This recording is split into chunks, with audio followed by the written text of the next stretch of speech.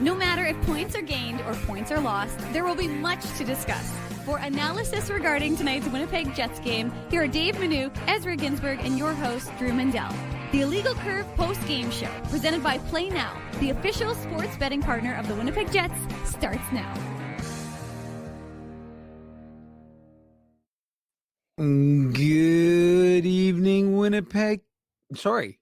Let me stop myself. Good morning, Winnipeg. Good morning, Manitoba. And for all of those of you joining us, wherever you're joining us, somewhere on the interweb, good morning and welcome to Illegal Curve After Dark, the Illegal Curve postgame show After Dark, I should say. I'm Dave Manouk. He's Ezzy Ginsburg. We're here to discuss the Jets' 20th loss of the season, Ezzy, in game 75. They lose to the Los Angeles Kings 4-1. The story of tonight's game, to my mind, were miscues. A lot of miscues. Of course, the obvious one that folks are going to be steaming mad at dirt will be the Logan Stanley one. But of course, the Gus Bus, he made a bad one as well that resulted in a goal against. So to me, that was probably the story of the game. The top couple of lines not performing particularly well, depending on how you define the top couple of lines. But the fourth line I thought was good. The Lowry line was good. The Scheifele line not so much. And the Jets end up with starting off the road trip with their first loss. It's a 3-game road trip, of course, and they'll head to Vegas next. But we're here to talk about tonight's loss to those Los Angeles Kings. And there's a reason, as they only have 4 regulation losses at home, isn't it? Absolutely. They are very good at crypto.com arena. By the way, I'm still surprised that crypto.com has the naming rights to that arena. Like, does anybody use crypto.com? Like, does anybody have cryptocurrency anymore? I have no idea. I actually think it's pretty valuable, Dave. So maybe I'll try to get some of it. But we've been paying you in crypto for years, but okay. Yeah, exactly. I just don't know how to use it. But the Kings are a good team, right? And by my count, Dave, the Jets have now lost 5 games to California-based teams because they lost twice to the Ducks this year, and they've lost 3 times to the Kings this year. So the Jets do not like California-based teams, and the San Jose Sharks always play the Jets tight, right? They almost beat the Jets the last time the two teams played, right? So this Kings team has now won 11 of their last 14 games. So this is a good team, and the Oilers won tonight. And right now, the Kings and the Oilers are battling it out for second in the Pacific, right, Dave? Because Vegas, although Vegas lost tonight to the Vegas is still up by 5 on both the Oilers and the Kings. So there is always the chance that the Oilers and the Kings finish first, but the Golden Knights are definitely in the driver's seat right now. So this game was, just as important to the Kings as it was to the Jets. The Jets are obviously, trying to stay ahead of the Dallas Stars in the Central Division, which is the same thing as the Western Conference because they're the 2 best teams in the West, right? Yep. And they're obviously trying to still stay ahead of the Washington Capitals. So, I mean, it was a hard-fought game, and, I don't agree with you, actually, Dave. Usually we agree. I actually like the Scheifele line tonight. I mean, Scheifele, there was definitely no shortage of shot attempts for Scheifele. I think he had 6 or 7 shot attempts. Sure. But he's struggling to put the puck in the net. And, we're obviously going to get into the goal-by-goal recap in the Play Now game recap, but the power play, it has been momentum zapping. Yeah. No shots on the first power play, and I think they only had 1 shot on the second power play, and it just doesn't look the way it should look. It just doesn't seem to be clicking, certainly the way it was clicking before, and we talked about it on Saturday's show, right, Dave? Like, Gabe Vilardi is going to be out for a while. We don't know exactly how long he's going to be out for. It's going to be at least a couple of weeks based on the week-to-week diagnosis, right? So, they don't have the secret weapon on the power play, and they have to figure it out. Guys like Scheifele and Connor and Ehlers, they have to start producing on the power play. And it was obviously an issue against Vancouver. They weren't able to get any power play goals. And tonight, I just didn't think they gained any momentum off of it. But overall, if you look at this game on NHL.com and you hadn't watched it, you'd say, the Kings handled the Jets pretty well. I thought this was a very even game. And like you talked about, it was really the costly turnovers that were the story of this game. And that seems to be, the story for the Jets when they lose, right? When they manage the puck well, Yeah. And they don't turn the puck over very much. They are usually successful, but this Kings team, I mean, they're opportunistic and they do not give you a lot, right? Like the Kings will give you center ice, but then once you get into their zone, it's like the offensive plays seem to die, right, Dave? They're a very stingy defensive team. Darcy Kemper, his numbers look very similar to Connor Hellebuck's, especially at home, right? Yeah. He's been a really nice addition, of course, in the Pierre-Luc Dubois trade, right? So, I mean, it's, it wasn't the Jets' night tonight, but I mean, the costly turnovers and to me, the lack of any type of progression on the power play is concerning right now for this team. Well, and I definitely have to agree with you on the power play. We don't always have to disagree or agree, Ezzy, but I'll agree with you here on the power play. I thought the power play continued, and JB pointed out that they're starting to stand around, something we've been talking about now for a while. And I thought nothing illustrated that point more than they had some good pressure, some good penetration, and then Alex Iafallo tried like almost a hope pass through 3 or 4 guys that got intercepted and killed any momentum that they started to build a little bit on the PK. And look, the LA Kings have, I think, the 8th best PK in the NHL. So they're not any slouches. And, but to me, the Jets, their power play has not been crisp. We've been detailing this now for a while, and it's an area of concern. I agree with one of the things Kevin Sawyer said on the broadcast.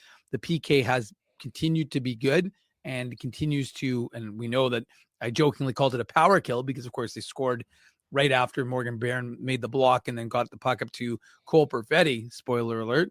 But the fact of the matter is that the PK is improving, but the PP is also. And so we kind of mentioned, I think Drew crunched the numbers as on the last show, and it was, they both are 14th in the last month or something like that. So again, I thought the PK had been a little bit better, but still at the end of the day, special teams, you don't have to be top 5, but you'd like them to be in the top 10, ideally. So that's an area of concern. And again, the turnovers, those will be probably what we talk about, I think, for the most part, because, well, we're going to highlight them when we do the game recap.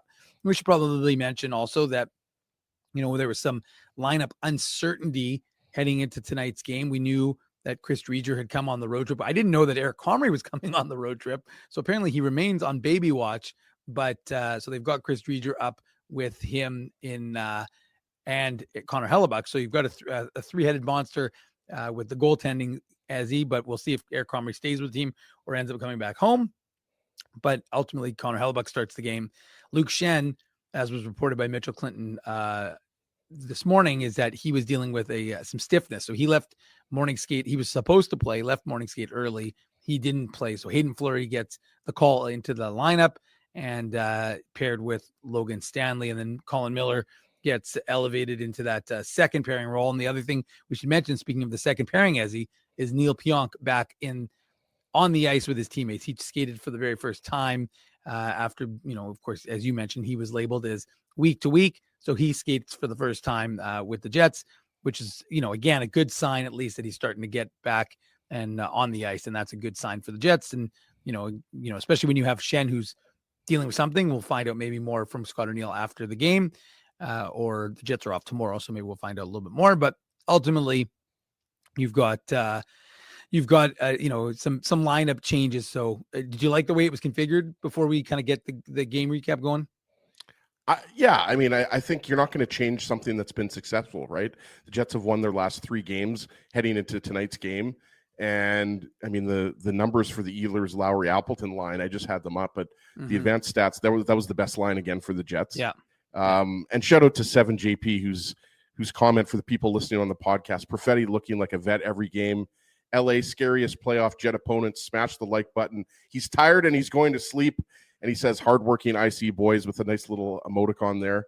And he that was a little super chat. So we'll give 7JP. He's a loyal, not a lawyer. I don't think he is, but he's a lawyer. But okay. He's a loyal IC viewer. So give him the shout out there. But I think another thing, Dave, to do with this game is, I mean, we talked about the penalty kill comes through for the Jets. They only had to kill off the one penalty, but they had good starts in the second and third periods when they were down, right? Yep. And the first 5 or 6 minutes, I made a note even.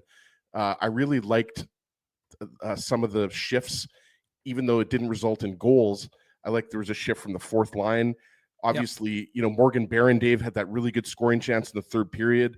Cole Perfetti had a really good scoring chance. He obviously scored, obviously, but he had another scoring chance in the third period. I think there was 5 or 6 minutes left. So, I mean, this wasn't I don't think there's a big cause for concern here. Obviously, the turnovers are bad. I mean, there's no doubt about that. And I know Logan Stanley's getting lit up here. You can't do that. I mean, you can't try to be Bobby Orr when you're down a goal, right? And yes, there was some line juggling, and Logan Stanley's maybe trying to do a little bit too much there, but you just have to know at that point in the game, and you have to know where you are on the ice, right? And it was just a horrible turnover that obviously led to a 2-on-1, right? So I think it's a bad loss, but the Jets have shown time and time again that they're able to bounce back. But I think that I'm not as upset. Maybe it's because it's late, Dave, but I'm not as upset with the way the Jets played tonight. I thought for the most part they played pretty well. They got their chances. Did they generate enough offense? No, I don't think they did. But the LA Kings, as we've talked about many times this year, are one of the stingier playoff teams in the NHL. Well, they haven't made the playoffs yet, but they're going to make the playoffs. So I think they might have actually. Did they clinch? I don't think they clinched, but they might be very close. Yeah, well, they're going to the playoffs. In that division. There's going to be 5 teams from the Central that make it, and it's going to be 3 from the Pacific. So and look, Dave, I realize that a lot of the narrative going into the playoffs is going to be the Kings have lost 3 years in a row to the Oilers. I still wouldn't want to play the Kings in the first round. And this year, I think, to me, what's a little bit different than previous years is Kemper. Darcy Kemper's a guy that, he's not talked about in the same vein as Connor Hellebuck or Andrei Vasilevsky or, some of the more elite goalies in the NHL. But he's got a Stanley Cup, and he's having a terrific year that I don't think has been talked about enough. So I think that, that's a big difference for me, that you now have a top 10 goalie between the pipes, where in the past, you were depending on Big Save Dave or,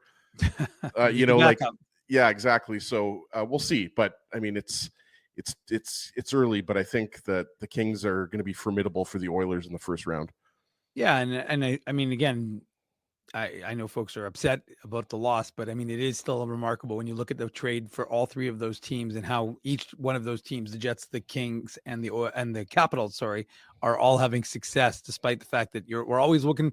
Well, I wouldn't say we, but folks are always looking for winners and losers, Ezzy, and yet the Dubois Jets trade obviously worked out good for the Jets, and then the Kings not so much, but then they flipped them, and now it's working well for both the Kings and the Capitals. Yeah, but can we talk about the Laine Dubois trade tree for like 30 seconds here, Dave? Because it's your show. Go ahead. It's our show. It's worked out. I'm not Drew. I don't speak in the first person like Drew does. And he says when he goes on, Edmonton Sports Talk or CJOB, and he talks about his show. It's our show. Yes. But regardless, I digress. But I really do think now I lost my train of thought. You were about the Laine trade tree. Oh yeah, the Laine Dubois trade tree. Sorry, Dave. It is 12:30 in the morning. Yeah. So forgive me for losing my train of thought. But you look at Laine, he's tearing it up. What does he have? 17, 18 goals for the Montreal Canadiens after he missed 20 or 30 games. And then you look at Pierre-Luc Dubois. He's on the second place team in the league, first place team in the East, Washington Capitals. He's having a pretty good year. Yeah. And then obviously the Jets with Velarde, Iafallo, and Kupari, the big winners of the Dubois to LA trade. So it's just funny how it's kind of worked out well for everybody. Montreal currently in a playoff spot, right? Yeah, that's a very good point by you. You done? You want to keep going, or you want to keep rolling on that one, or? No, I mean, we can get into the play now game recap, but I mean, it's always fun to talk about the Dubois Laine trade tree, in my opinion. For sure. I mean, like I said, to me, it's always like, I always love the draft picks and where they end up going, you're like, oh, well, hey, there's Elias Salamonson ends up being a second rounder that the Jets got because they ended up picking up that pick. Anyways, we'll get into that. We'll have lots of time to talk about that. But right now, Ezzy, Schenn would have had a hat trick tonight. True North Ducky, that's some faith that Luke Schenn, although it was Scott O'Neill did have a funny line when he said, oh, his back just stiffened up. It's kind of like me in the morning. So I'm like, okay, well. Me and you both, Dave. Yeah, well, that was Scott O'Neill's comment, Ezzy, but yes, you and I as well. Let's get into it. Let's talk about a little thing called the Play Now game recap. The Play Now game recap.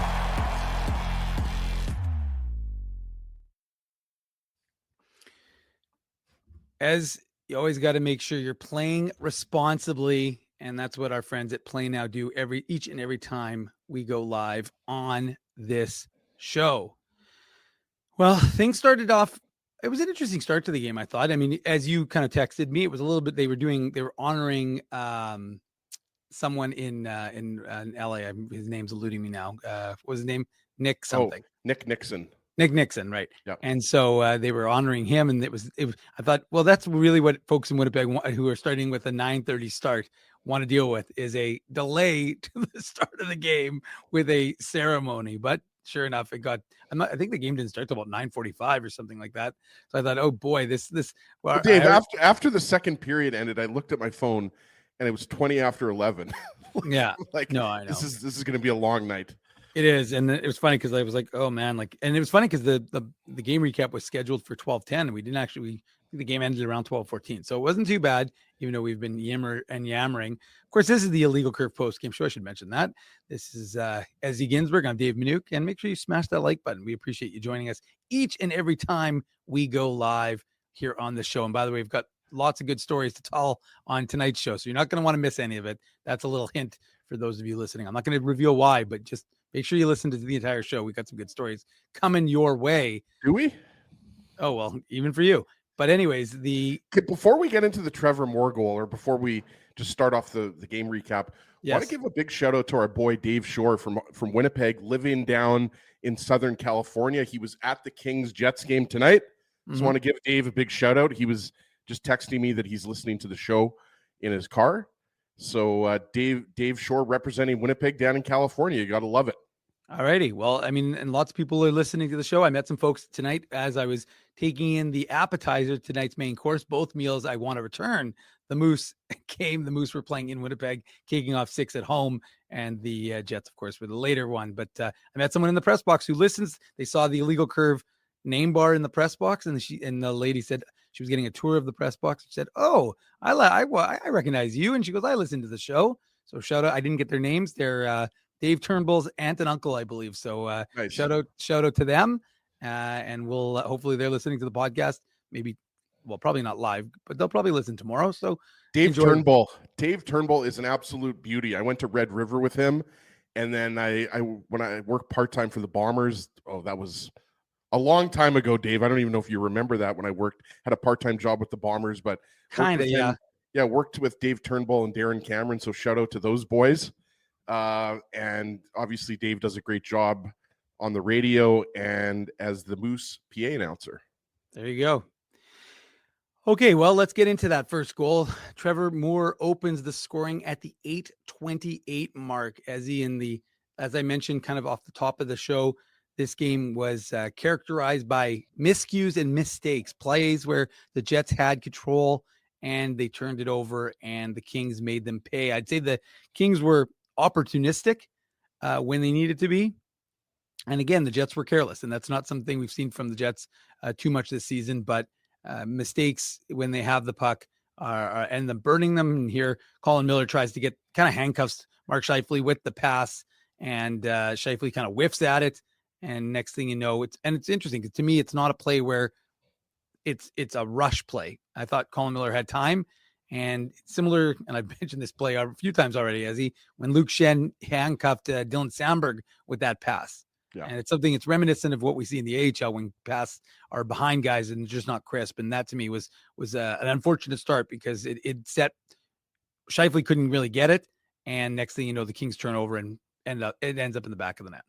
Right. And we talked about it. I mean, there were 3 goals for the Kings tonight that were directly the result of turnovers by the Jets, right? So, I mean, you mentioned it, Colin Miller. It was like you kind of said. I mean, it was just awkward the way Colin Miller passed it to Scheifele, right? Yeah, exactly. Like it was just like it was a bank pass that had a little bit too much pace on it, and Scheifele just couldn't handle it. And then it's just a point shot by Joel Edmondson tip by Trevor Moore, who's having a good year. He's up to 17 goals on the season. He's kind of, one of those unsung heroes on the Kings, because obviously you think of Adrian Kempe and Anze Kopitar and, Quinton Byfield, Kevin Fiala, the big dogs. But Trevor Moore is on pace for a 20-goal season at least. But, yeah, I mean, it's just, there's not much more that you can say to this, that it when you turn the puck over in these types of situations, and then you have a when you have Joel Edmondson, who has lots of time to put it on net, and then you have multiple Kings players in front of the net, and then Colin Miller was a little bit late to get there. I mean, it's just, that's all it takes, right? Like mistakes can end up in your back of the net within a second or two, right? Mm-hmm. And I think that was one of the ones where, the Jets knew what they did wrong there. And they obviously know what they did wrong on the other two goals that we're going to get into by the Kings, but it's just unfortunate, and it's just not characteristic. And like I said earlier, Dave, it seems like, we've been doing a lot of these post-game shows. What is this, 75 now? I forget, 75 or 70, 74 or 73? 75. Whatever it is, 75. There you go. It's incredible. But we've seen this so many times when, in losing efforts, and it's not just for the Jets, it's other teams too. A lot of times when you give up 3 or 4 goals, you've turned the puck over, right? Mm-hmm. So it's just little things like that easily could have been a Joel Edmondson point shot, Dave, that didn't even get through to Hellebuck. Right. Yeah. And it turns out that it's tipped by I almost said Trevor Lewis.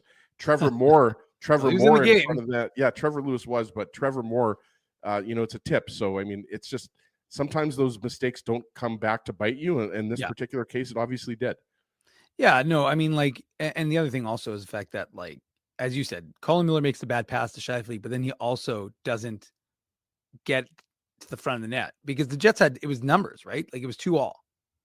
I learned you don't try to beat a guy when your last man back was when I was 10. Oh, now I caught it. I wasn't sure. I thought I was saying something, but JB was just telling us what he learned many years ago. And that's a fair point by JB. But again, going to the idea of Colin Miller, I mean, he makes the bad pass, but then he and Sandberg are both should be both there. As it's really it's man on man there. And he just doesn't, like you said, he's too late to get there. And I will say the one thing about the Kings, I thought they were relentless in their skating. I thought they were real. They had a bit of an attack mentality, I thought, throughout the course of this game. And again, when I say that, they picked their spots, I would say. And again, going to that idea of opportunistic. And sure enough, do you want to jump in here? Well, no, I was just going to say, I guess you could see me inhale there, eh, Dave? Yeah, you could hear my my lungs. We've been doing this show long enough for me to know when you got something. No, I was going to say, I mean, the Jets and Kings, I think to in many respects play a very similar type of game. Yeah. To be honest with you, I think the Jets are more dynamic, and I think the Jets are a deeper team. And obviously, they have the edge in goal. But we talked about Darcy Kemper has been excellent. Mm-hmm. And I don't know if it's because he's from Saskatchewan or what, but I just think Darcy Kemper is very underrated. But I think that you look at the Jets and the Kings and the way they play, like they're both very, very structured defensively. Mm-hmm. And they both have the ability to burn you if you turn the puck over, and especially in transition, right? Right. And so I just that's all I wanted to say. That, I mean, you got to remember, like we said, the Kings have won 11 of their last 14 games. They're trying to lock up second in the Pacific, maybe even finish first, but they're going to have to catch Vegas, obviously, to do that. But right. I just think that it's this would not be a good matchup for the Jets in the playoffs. Put it that way. These are the types of teams that, and that's why, I don't think particularly that the Jets match up well against the St. Louis Blues for a lot of similar reasons. Like, you look at the Blues, Dave, in this run, and they've locked it down defensively. That's been a big story, because you look at the Blues, they don't have a lot of superstars, right? Like, it's Robert Thomas and Jordan Kyrou leading the way. Mm-hmm. So anyways, that would be my main point about the Jets this season, is that they do struggle against teams that are able to really lock it down defensively. Yeah. And the Kings are one of the best teams in the league at doing that. I think that's a fair point. And sure enough, a minute 22 later, while the Jets giving up a goal. And, I think Arneal had mentioned, you can't really afford to do that against the Kings because they will lock it down. And it looks like a nothing play. Josh Morrissey, has the puck to David Gustafson, but he doesn't. David Gustafson loses the puck. Josh Morrissey goes for the line change. Dylan DeMello is unable to get off. Colin Miller does get on. And as a result, you've got, Colin Miller almost tries to overcompensate for Dylan DeMello, who's on the right side. And it leaves a guy you probably really should never leave wide open. And Anze Kopitar burns the Jets. And sure enough, it's a 2-0 game, just a minute 22 after the Jets had given up the first goal. So not a great, we love hearing Dennis Bayak say bang, bang, but the Kings go bang, bang on this play. Yeah. And it's similar to the first goal in that it's an unforced error. And that should be a fairly easy, that's the first pass out of the zone from Morrissey to Gustafson. Like that should be, if it doesn't result in anything, fine, but at the very least, you gain center, you get the puck deep, right? And so this just shouldn't happen, right? Like it's just a mistake that doesn't need to happen. And Kuzmenko makes a nice play, sure, getting it to Kempe. He kind of backhands it to Kempe, who gets it over to Kopitar, right? But it's just that's how quickly teams can make you pay, right? You make a little mistake, whether it's in your own zone or whether it's in the neutral zone, which obviously it was in this case, and teams can turn it around. Like teams are way too fast and skilled that if you make that type of play, like they can burn you easily. Mm-hmm. And even like we said before, even though the Kings might not have as much top end talent as the Jets, especially their first line. Well, exactly. And I thought Kuzmenko was noticeable all night. And he's been a guy that's been on 3 or 4 teams now. And I kept thinking to myself, like, why were teams giving up on this guy? Like Kuzmenko, you watch him and you're like, this guy kind of reminds me a little bit of like a Max Afinogenov. Going a little bit back there. Sabres action. He's got a lot of skill. Mm-hmm. So, yeah, I mean, unfortunate for Gus Bus. We talked about, he's out 9 games in a row, right, Dave? It was healthy scratch. Yeah. And then he came back and then he scored. Was that against the Devils? It was either against the Devils or the Canucks. I forget. It was the second goal of the game. Yeah. Yeah. So I think it was the Devils game, if I'm not mistaken. Maybe the chat will help me out there. But Gustafson has been a nice story for a guy who's obviously been in and out of the lineup all year. So, it's unfortunate for a guy, especially a guy like a fourth line guy like that. I mean, we're not going to, make him feel bad about this one, Dave, because obviously, it was an egregious error. Everybody saw it.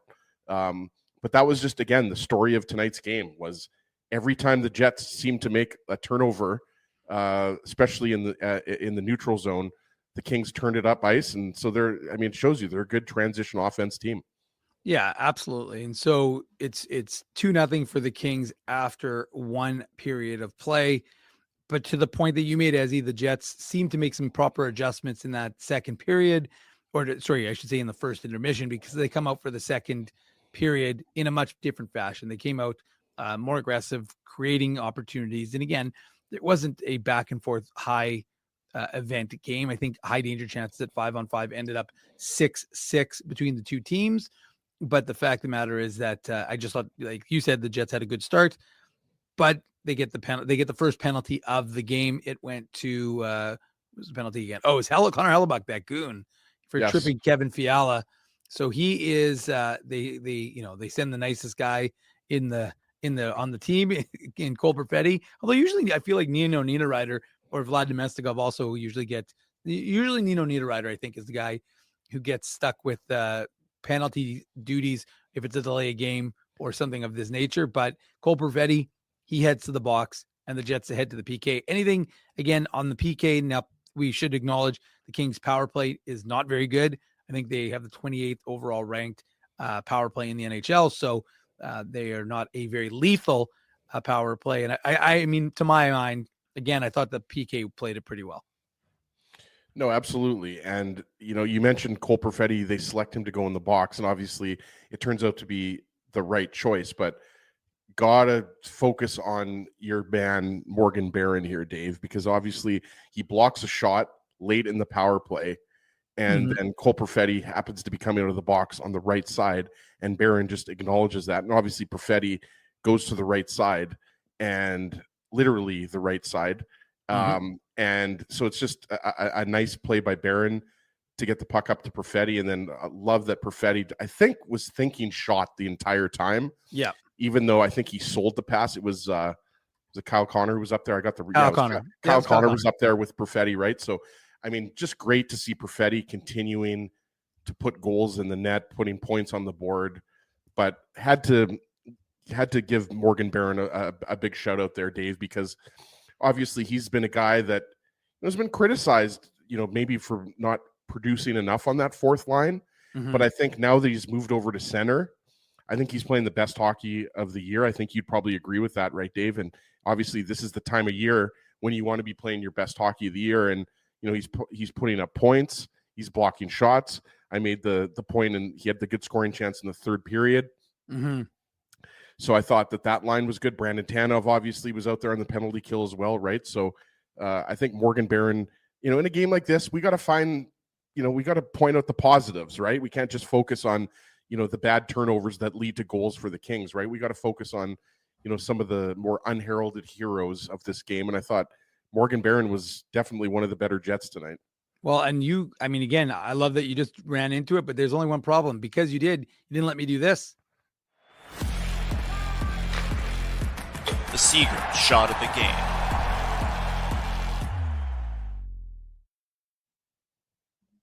We are definitely giving the Seagram shot of the game to Cole Perfetti for his 17th goal of the season. It was an absolute, it was a beautiful shot. And like you said, Ezzy, it's funny because the Moose do a thing where with kids, and they do it. Is it a sauce or toss? And in that, it's a pizza giveaway one. But I will say that this was it's a sauce. That was a toss. That was a toss, and he tossed it right into the back of the net. Hold on, what's the reference sauce, though? No, you sauce the pass over, or you toss the puck into the back of the net. Yeah. So in this instance, it was a toss by Cole Perfetti. If you're that, I don't know if the Jets will ever do that promo, but it was a beautiful shot by Cole Perfetti. It is the Seagram shot of the game, and you thought to yourself, well, self, this is what I do sometimes when I'm talking to myself. Self. Can the Jets cue a comeback? Because this is, again, if it's 3-0, and again, the Jets, usually we get a good sense. Everybody here has watched this team enough to know whether I do want pizza. Actually, I ate pizza for dinner tonight, so I had pizza. But maybe that's why pizza's on the brain. But the fact of the matter is that, and also, Corey, I always want pizza. Like I can eat an entire pizza and then want pizza after. That's fair. I've seen him do it, folks. In fact, that's probably why I'm 255 pounds. Anyways, point is, so the Jets, about to build some momentum. The Cole Perfetti goal, that is his 17th, as we just said, and now they are down 2-1 and pushing. And that's not a bad thing, but you don't need to score on every. It's like you can't score on every opportunity. And I understand the guys want to help and be part of the queuing the comeback, but Logan Stanley, who again is already going to be the guy who everyone is hyper focused on in this market, he gives everybody who doesn't like him plenty to continue to complain about on this play. I mean, again, I jokingly said he tried to channel his inner Cale Makar and didn't quite get it right, but he loads up in the neutral zone, similar to what we saw with David Gustafson, gets his pocket picked. He goes tumbling into the boards, leaving it to be a Kings 2-on-1. And Andrei Kuzmenko makes no mistake. And look, I didn't think Connor Hellebuck had his strongest game. He didn't necessarily bail out his teammates when they made miscues like we've seen him do in the past. But the fact of the matter is that this is a pretty egregious mistake by Logan Stanley, simply because your team is building momentum. It's a 2-1 game. And for him to make that sort of mistake, again, you have to know what your ability is. And you're not a puck carrying, you're not Josh Morrissey. Like, I'm sorry, you just aren't. You shouldn't be doing that kind of play. It's high risk, low reward, because you're not going to go end to end. Exactly. And so to me, it's like you have to have something, my Bob would call it sechel. You have to have some brains there. And no, you're not going end to end. So what is the objective here? Dump that puck in. But to do what he did, to lose the puck, and your momentum is forward, and they're coming the other way, that's going to end up badly. Absolutely. And, as I'm watching that, I was thinking like, oh, Stanley's moving well tonight, and I think it was Nick Ehlers who was because it was the Ehlers Perfetti Niederreiter line that was out there. Mm-hmm.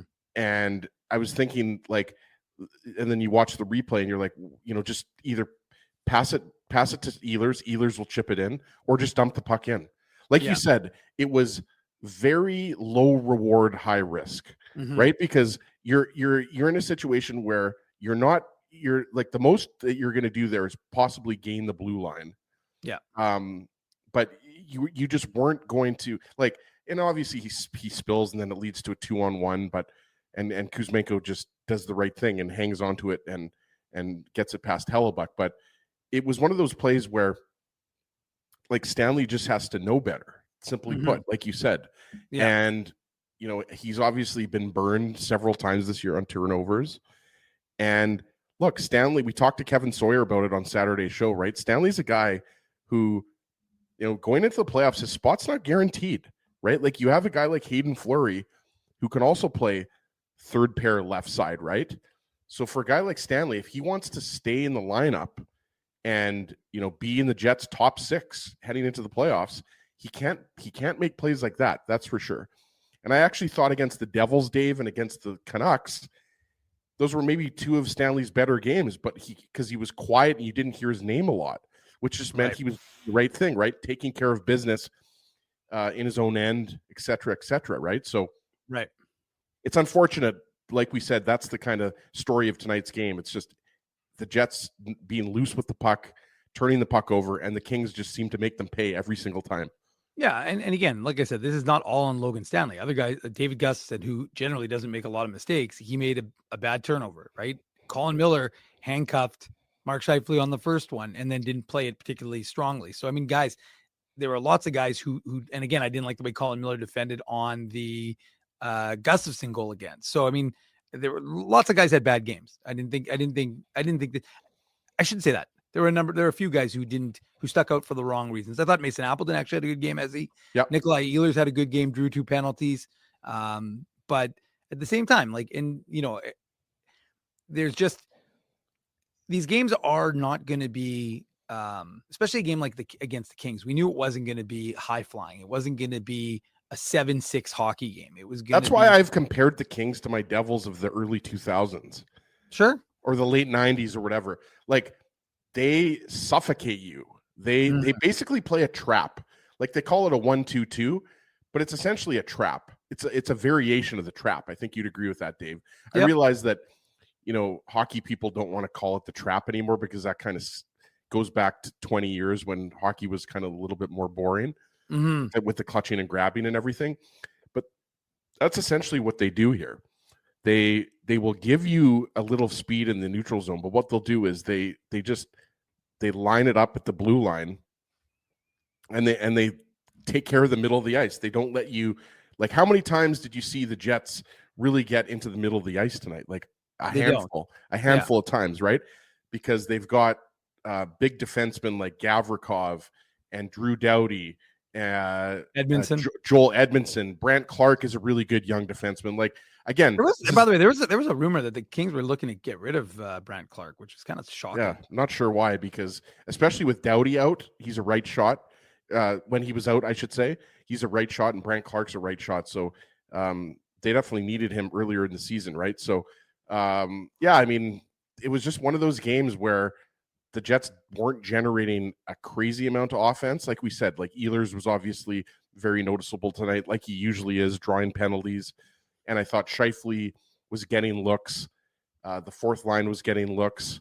Obviously, Cole Perfetti scores a goal, but he had another chance late in the third period, right? So, I mean, look, you're not going to win every single hockey game. And this was a closer game than the score indicates, like we talked about earlier. And the Jets have to clean up those mistakes because, look, Dave, they've got a tough opponent coming up in the Vegas Golden Knights, and we talked about it. The Pacific Division is crowded, right? Like, Vegas is trying to hold off Edmonton, trying to hold off LA. So, I mean, that's going to have a playoff feel to it as well. Yeah, and as you said, as a tough opponent in LA, in Vegas, because I believe they've lost 8 straight to Vegas. So they probably need to have some. Weird. Isn't that weird? I find that weird. Like, Vegas is a good team, but Is that the stat? They've lost 8 straight. Wow. I think I read that today. I haven't done my pregame stuff for, I'm like Scott O'Neill, as I focus on the one game at a time. I don't look down the road. I'm not like Drew, who's thinking about, every single game on the schedule, but I'm just focused on the next game. So I've done my pregame report for this one. I didn't yet do one for Vegas. I will, of course, do that tomorrow. So it's ready for Thursday on a little site called legalcurve.com, updated with all the latest Jets, Moose, prospect news. And I got lots of prospect news. If you don't want to go anywhere, because I'm going to have lots of prospect news to share on the other side of the break. So the Jets, they lose tonight's game 4-1. We don't go over empty net goals. They fall to 51, 20, and 4 on the season. As I mentioned off the top, they are still the first place team, despite Washington winning today. They now only have it. Well, they have a 4-point lead on Dallas, but the Stars have that one game in hand. So that April 10th game that we're doing at Boston Pizza Taylor, I mean, it really could come down to that game. I mean, by that time, maybe the Jets will have the Central Division locked up. Yeah. But, I mean, it's looking like, Dallas just keeps winning, right? We keep talking about this, but. Well, the strength of schedule for Dallas is advantageous to them. But ultimately, the end of the day is if you're the Winnipeg Jets, you just have to keep focused on what you have to control, which is who is your opponent and, and can you beat them? And that'll be the key for this team for the next few weeks, is just focusing on the next game in hand, trying to bank points and not worrying about what Dallas is doing or what Washington is doing. We'll see if they're able to do that. For now, we'll head to break, but I'm going to give you a little teaser. Tico Napoli, you're not going to want to go anywhere. And the rest of you also aren't going to want to go anywhere when we come back on the other side of the break to discuss all the latest surrounding the Winnipeg Jets, the Manitoba Moose, and Jets prospects. This is the Illegal Curve postgame show. I'm Dave Minuk. He's Ezzy Ginsburg. Smash the like button. Make sure you're subscribing to this channel, and we'll be back right after these words from our sponsors. We want to thank you for not betting with Play Now and choosing our illegal gambling site instead. Because we couldn't afford things like this without your money. So much of your money. Now you might have questions like, do our profits benefit your community? No. Or bet with Play Now, Manitoba's local legal and secure gambling site. Dining, entertainment, parking, and convenience, all in one spot. City Place is located in the heart of downtown Winnipeg, attached to the Canada Life Centre. Whether you're working, living, or out for a night in the downtown, make City Place your go-to destination before or after the fun finds you. Lunchtime, game time, anytime, visit City Place at 333 St. Mary Avenue, next to Canada Life Centre.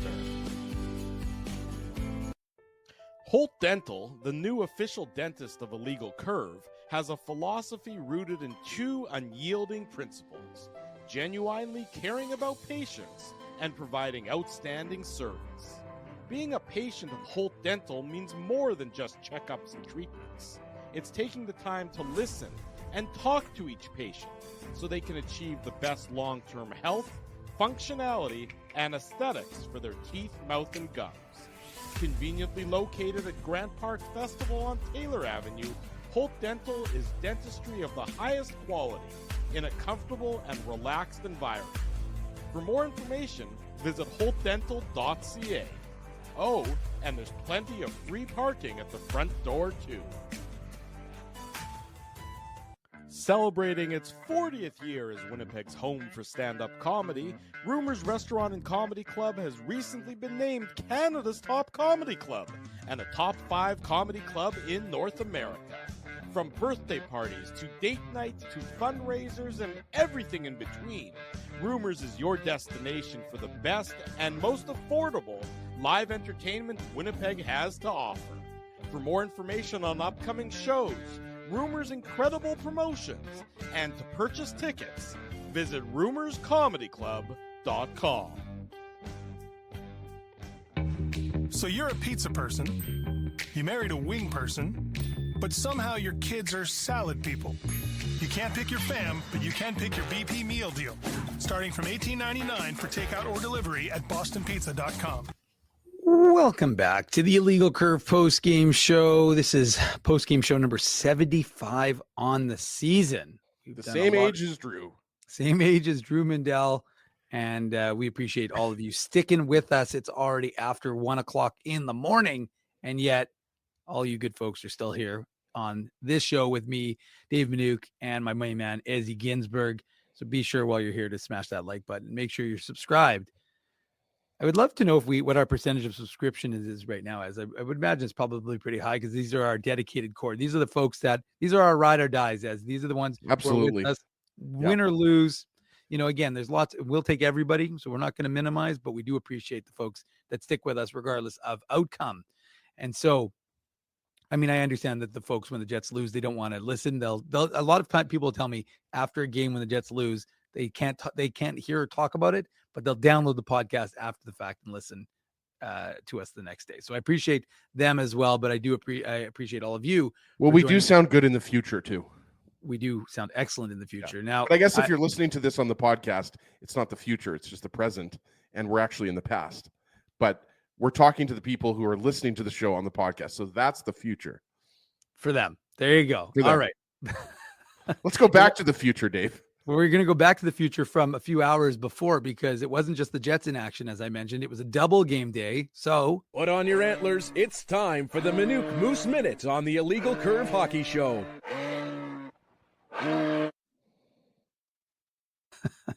Still makes me chuckle when I look at that promo thing. But anyways, I'm not going to go through the whole Moose game, although I will say that the Moose, they needed to come out to a good start facing former Moose head coach Pascal Vincent and his number one Laval Rocket. They're the best team in the entire AHL. So the Pascal Vincent led Laval Rocket were going to be a tall task. The Moose, so you're telling me there's a chance they could still make the playoffs, but of course they'd have to win basically all their games. They can't afford to lose more than one, basically.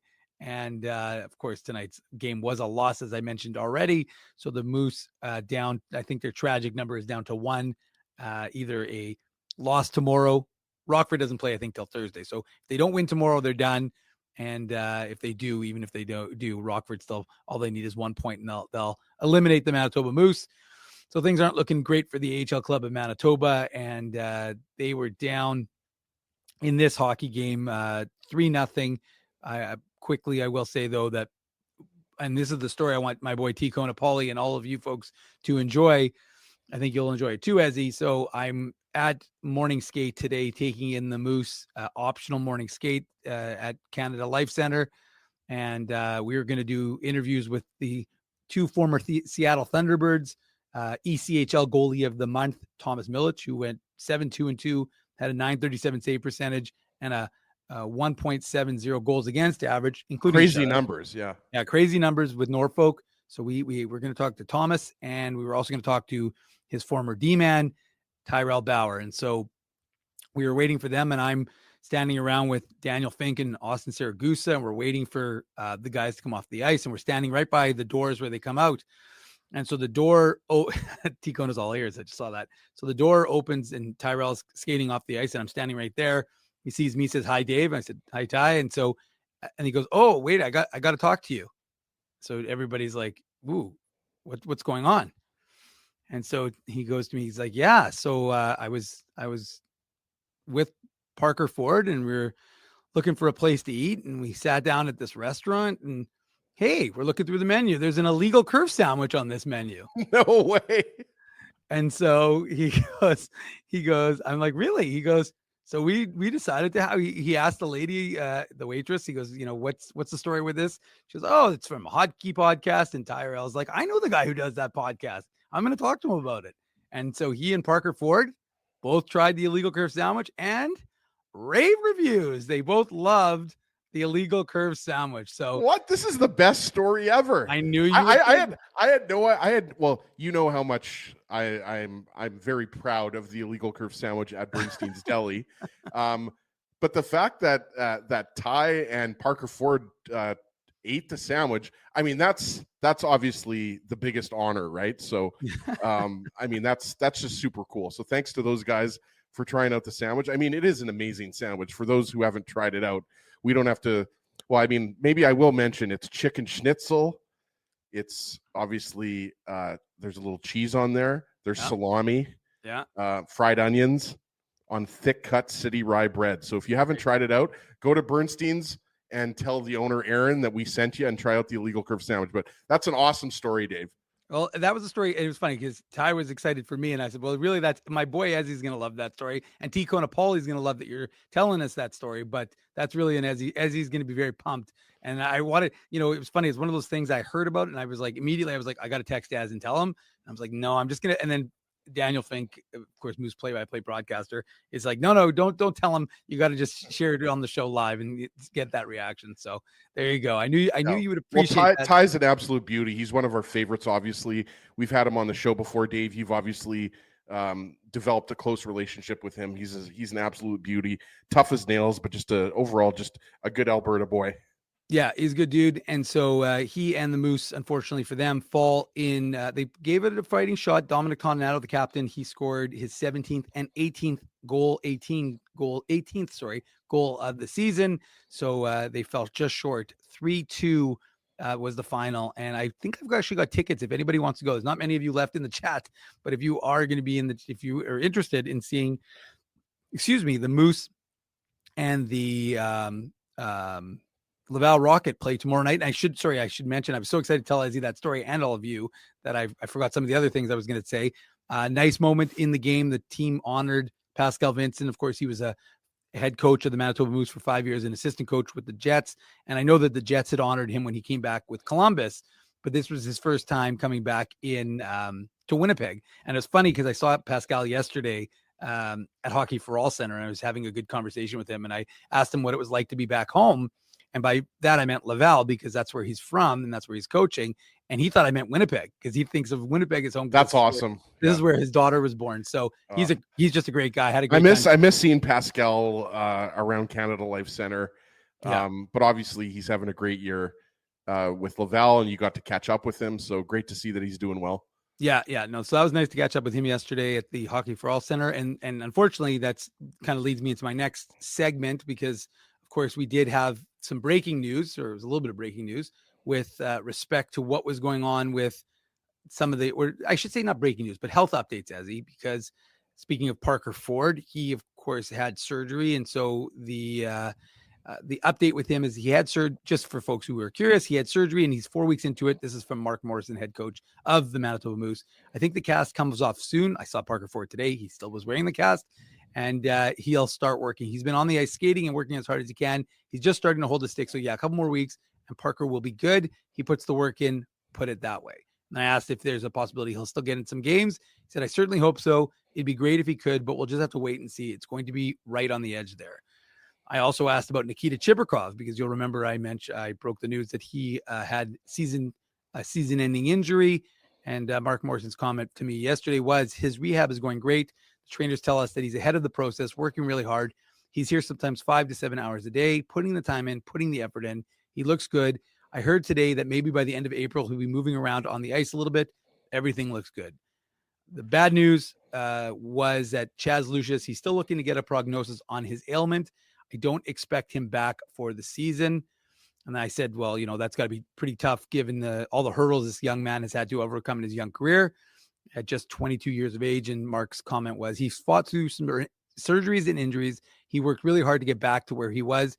And like you said, he played 20 some odd games in a row and was making strides. And then this hits. It's unfortunate. Feel bad for him, but hopefully he can get over this one as well. So there is your trio of updates with respect to a couple of prospects. And of course, Parker Ford, who is having an impact. So Parker Ford could potentially be a black ace, probably will be, I would suspect, with the Jets when the time comes, when the Moose season ends in mid-April. And of course, the Jets turn their attention to the playoffs. Okay, and there's lots going on with the prospects, but I'm not going to get into that because it's already 1:15, and I've still got to post this podcast. People can read about that on illegalcurve.com, though. That was going to be my next comment. If you want to read about it, go to the morning papers, which will be up in about 6 hours. No, sorry, 5 hours, and you can read all about. Oh yeah, it's currently 1:15 in the morning. Exactly. So that I'm with you, Dave. Thank you to we got 90 or so with us live here on YouTube. Mm-hmm. The Ride or Dies. We love it. Thanks for joining us even though it's so late. Yeah, and yeah, the Jets lost, but who cares? You still got to come through and watch the IC post-game show, right? Well, exactly. And we appreciate you doing that. Appreciate you joining us. And hey, if you want to get to bed right now, we understand because you spent the night with us. So we're okay with that. So we thank you for joining us. And we thank all of the sponsors of Illegal Curve who make the post-game show, the Saturday show, and that website, illegalcurve.com possibility. They are in no particular order: Rumors Restaurant and Comedy Club, Play Now, Holt Dental, Boston Pizza, City Place, and Seagram's. Support these fine businesses because of their continued support of Illegal Curve Hockey. I like that comment from Corey. Bernstein's is almost open. At this point, it's true, but we are going to head to bed. This is the end of the night, but we'll be back with the 76th Illegal Curve post-game show Thursday night, a little more a reasonable hour. I think probably around 11:30, Ezzy, maybe 11:40. So that one will actually start before the day ends. But until then, illegalcurve.com is your resource for all the latest Jets and Moose news. It's as up-to-date as anything you're going to find. Thanks, everyone, for joining us. We will see you on Thursday. Have a good night. For Dave Minuk, for Ezzy Ginsburg, this has been the Illegal Curve postgame show. Thanks for listening to this broadcast from Illegal Curve Hockey. For more great Illegal Curve content, subscribe to the Illegal Curve YouTube channel, follow @Illegal Curve on Twitter, Facebook, and Instagram, and visit your online home for hockey in Winnipeg, illegalcurve.com.